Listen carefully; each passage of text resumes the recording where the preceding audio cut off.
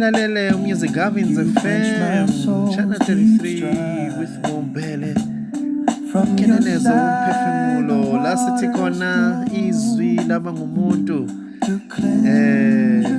kodwa njani ekseni kumhla ka-13 kaJanuary 2026 26 minutes past 5.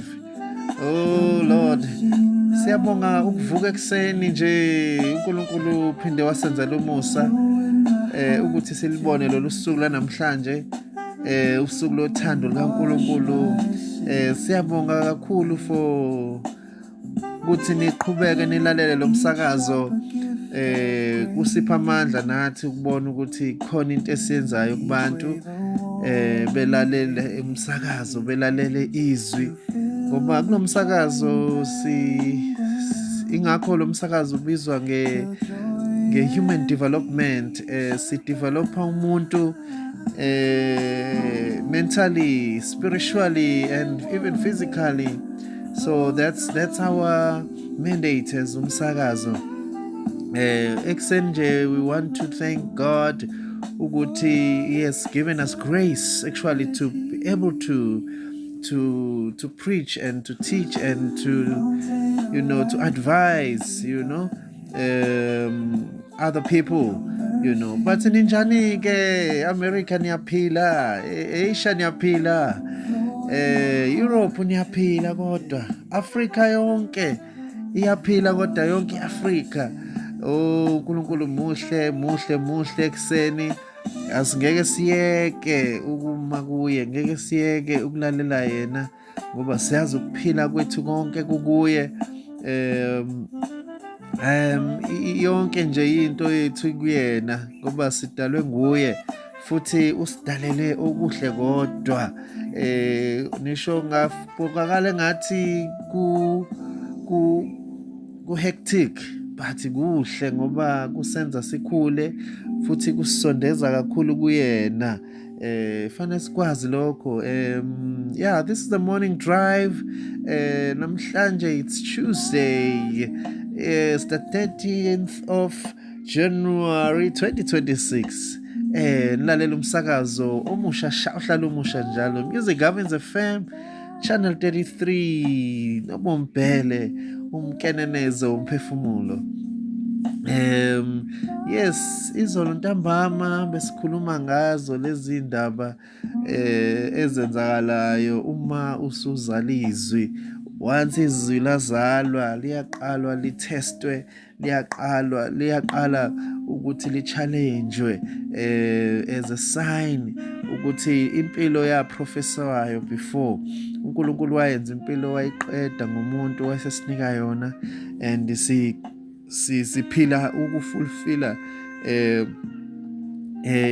iprofeto noma izinto uNkulunkulu ayikhuluma before asidale. Ilokho efanele sikwazi ngoba uNkulunkulu akayena uNkulunkulu wamanje, uNkulunkulu wezolo, wemanje naphakade. So uhlale khona, is always kwi-future ukhona, kwi-present ukhona, kwi-past ukhona.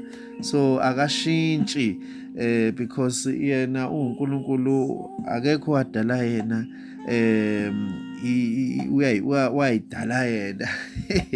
My God, siyabonga kakhulu. Yes, besikhuluma la ngaye uJesu ukuzalwa kwakhe, zalwa elokhuzaneni eGalile, eBethlehem, endaweni nje eyayingathembisi ukuthi kungaphuma khona inkosi. Kodwa uma kucheckwa imibhalo kuyatholakala ukuthi yes kwakufanele ngoba thina abantu sesina umkhubo ukuthi sicabanga ukuthi into ezinkulu zizoqhamuka ezindaweni ezinkulu or indawo ezinhle futhi ehehayo, but ke bese sikhohlwa ukuthi kune blueprint yezimpilo zethu uNkulunkulu ayiloba ngathi ukuthi kokwenzeka lokhu nalokhu nalokhu. Nilalela Music Gavins FM Channel 33 nobumbhele umkenenezo umphefumulo ekseni nje sithi Nkosi khanyisa ingqondo zethu ukuze sikwazi ukubona osibekele kona ezamantwana bakho njengoba sikule sikhathi sokubusa ngokupheleleyo silibusa ekulungeni sibusa ekulungeni siveza uthando la sihamba khona we read Matthew 2 okhuluma ngey'ngqinamba uJesu nama-parents akhe nabazali bakhe benyama bayifeyisa kodwa bengaboni ukuthi bagcwalisa imibhalo. Siyakhumbula ukuthi wafanele uJoseph benoMaria bathatha umntwana bayocasha eGibhithe kwaze bashona laba babebulala abantwana, and then ingelosi yabatshela ukuthi sefanele babuyele ka-Israyeli. Besasendleleni futhi ingelosi yabawonisha futhi ephupheni ukuthi indodana yenkosi uHerodi iyona esibusa, and they had to run to Nazareth so but kuthiwa ke lokho kwakwenzeka ukugcwalisa umbhalo owawubhaliwe ukuthi uJesu this was it reads as follows: this fulfill what the prophet had said, he will be a Nazarene, so Jesus had to be in Nazareth. And also there's a scripture also that says my son will come out from Egypt. So when Jesus went to Egypt kwakuyi-prophecy eyayifanele igcwaliseke. So engisho ukuthi sizokugcizelela lokho ngoba I think we haven't captured it well as humankind ukuthi things there ezenzeka kithi izinto ezakhulunywa eziyi-part and parcel yey'mpilo zethu, and siyazi ukuthi asizwani nama-pains, asizwani nama-hardships, but kule mpilo yokumanifesta umbuso kaNkulunkulu, these things had to happen to us, and even great things had to happen to us, ingakho sithi izwi kaNkulunkulu liphelele linakho konke, ngasikhuluma ngakho konke. Sometimes kuyashisa njengomlilo, sometimes kuyabanda njengeqhwa, sometimes kuba mnandi, so everything is there, so to create a balance to us, to create a balance mentally, spiritually, and physically. We bless the Lord. Naleli msakazo ushasha uhlala umusha njalo Music Gardens FM Channel 33 nobumbhele sithi umkenenezo umphefumulo izwi laba ngumuntu. Siyakusho lokho futhi ukuthi abantu ababe njengoba uNkulunkulu ayebadesignile, ababe yizo izinto uNkulunkulu ababizele zona, because impact iqhamuka lapho la uba yinto uNkulunkulu akwenze ukuthi ube yona, and we manifest kuma environments uNkulunkulu akubeka kuwo. Khona imphathi engiyithandayo nje wasisho ukuthi uNkulunkulu la ekubeke khona, uNkulunkulu uyena actually who pushes us using things, using pressure and channeling us to indawo kufanele sibe kuzona where into yakhe izoqhuma khona. Kufanele sikwamukele lokho ukuthi impilo noma ukuphila ukuphila kunelokhuzana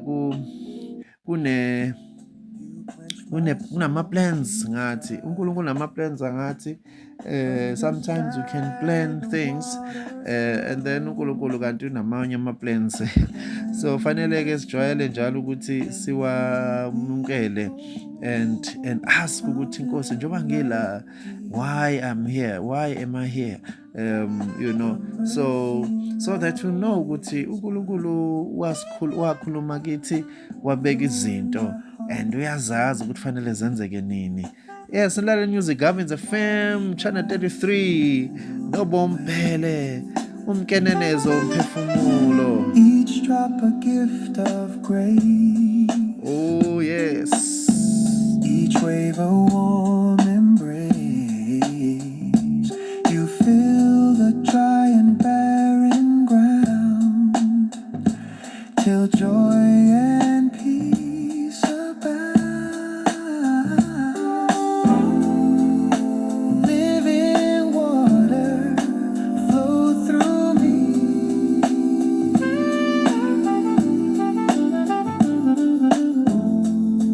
For all eternity.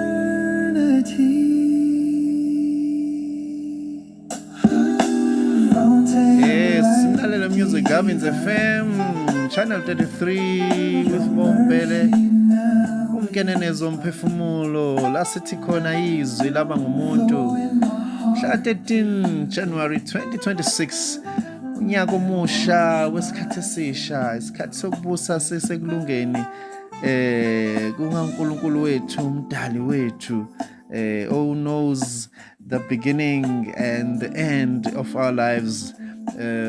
So siyabonga kakhulu and we are still pushing ukuthi ngempela abantu bafike eqondeni ukuthi okwenzekayo kithi kwakhulunywa.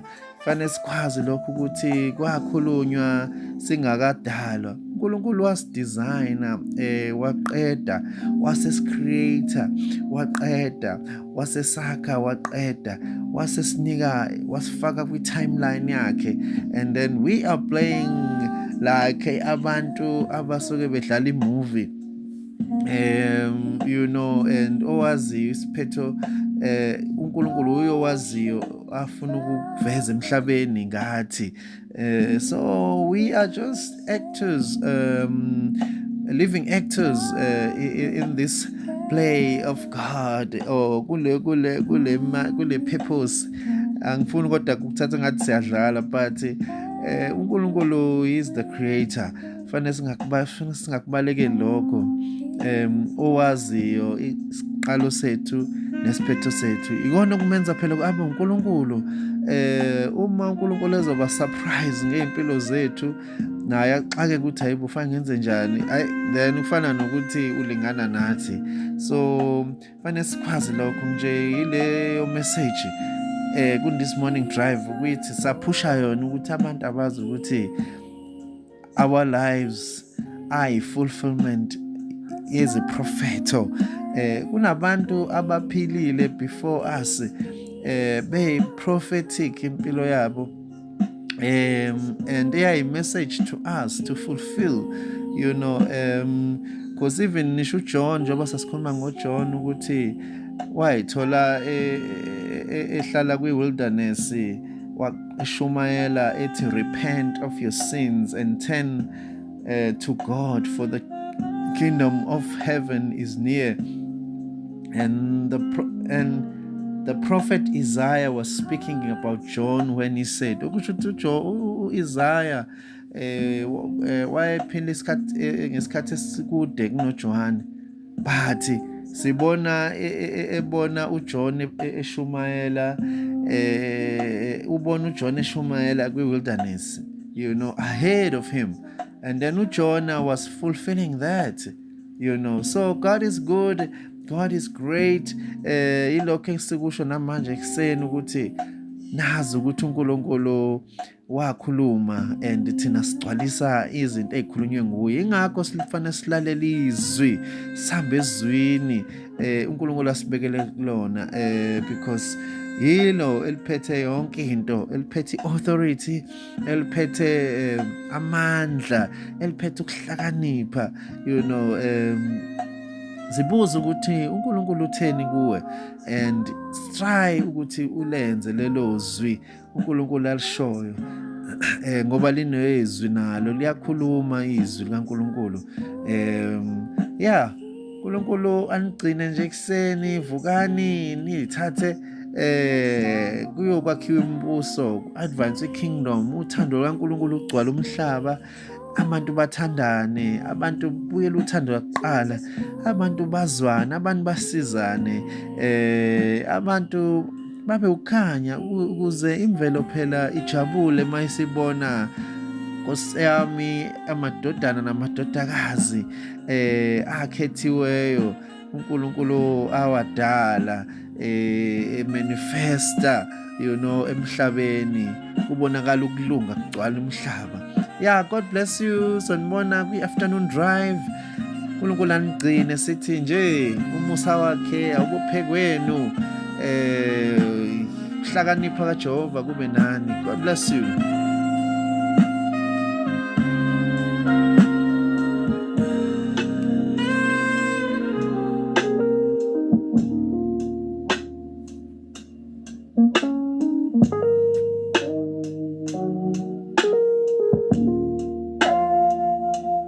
Mountains rise, but they can't hide the love that flows so deep, so wide.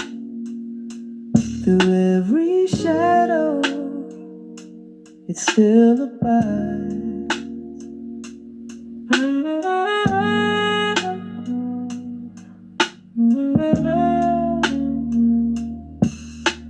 A love that whispers in the night, a love that sets my heart alive. Oh Jesus, your love, it never fades. Through storms and fire, your hand remains. Endless grace.